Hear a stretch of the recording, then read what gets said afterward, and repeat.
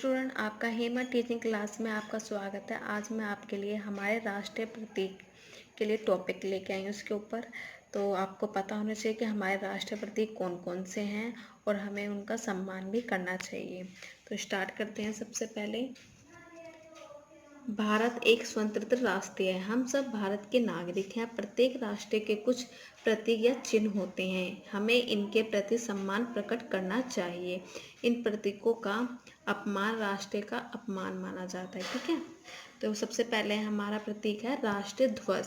इसमें आपको देख के ही पता लग रहा है ये राष्ट्रीय ध्वज है। हमारे राष्ट्रीय ध्वज में 3 रंगों का है, तो आपको दिख रहे हैं सब, इसलिए इसे तिरंगा भी कहा जाता है। इसे तिरंगा भी कहा जाता है ध्वज को। सबसे ऊपर केसरिया रंग है, ये वाला। मध्य में सफ़ेद है और नीचे गहरे गहरे हरे रंग की पट्टी होती है इसमें लास्ट में। ठीक है, ध्वज की लंबाई चौड़ाई में 3 और 2 का अनुपात होता है। सफ़ेद पट्टी पर नीले रंग का चक्र है, ये वाला। इस चक्र में 24 कमानियाँ होती हैं जो प्रगति की सूचक हैं। इसमें जो तिल्लियाँ होती हैं वो 24 होती हैं। ठीक है, हमारा सेकंड आता है राष्ट्रीय प्रतीक।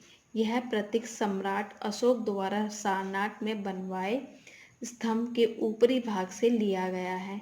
इसमें 4 सिंह हैं जो पीठ मिलाकर खड़े हैं। चौथा सिंह पीछे होने के कारण सामने से दिखाई नहीं देते। एक इसके पीछे है और 3 आपको ये क्लियर अच्छे से दिख रहे होंगे और एक इसके बैक साइड में। ठीक है, इसके नीचे बीचों बीच एक चक्र बनाया गया है, ये वाला। ठीक है, इसके दाहिने ओर वृषभ और बाईं ओर घोड़ा है।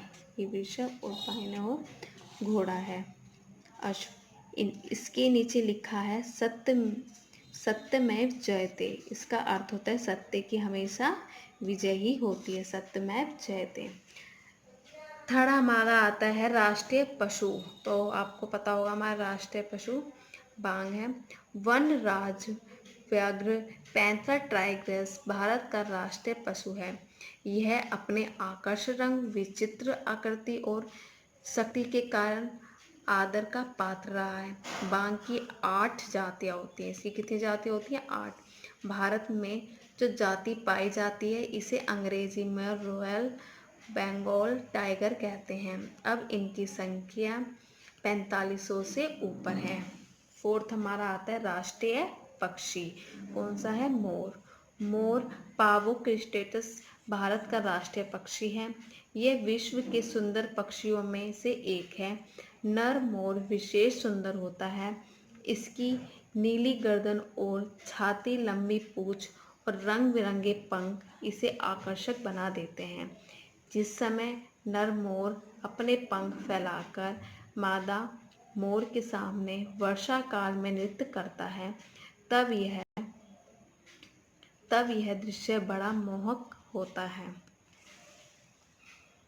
फिर हमारा आता है राष्ट्रीय गान। जन गण मन हमारा राष्ट्रीय गान है।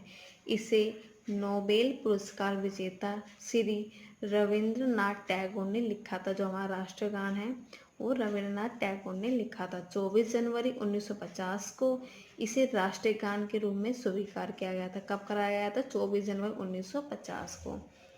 इसकी अपनी धुन है। राष्ट्रीय धुन को बजाने में 52 सेकंड लगते हैं। कितने सेकंड लगते हैं? 52। लास्ट हमारा आता है राष्ट्रीय गीत। कौन सा है? वंदे मातरम हमारा राष्ट्रीय गीत है। इसे बंकिम चंद्र चटर्जी ने लिखा था। स्वतंत्रता आंदोलन के समय यह गीत बहुत गाया जाता था। वंदे मातरम का नारा तो हर भारतवासी के मुख पर था। इसे प्रथम बार 1896 में कांग्रेस के अधिवेशन में गाया गया था। Okay student, bye.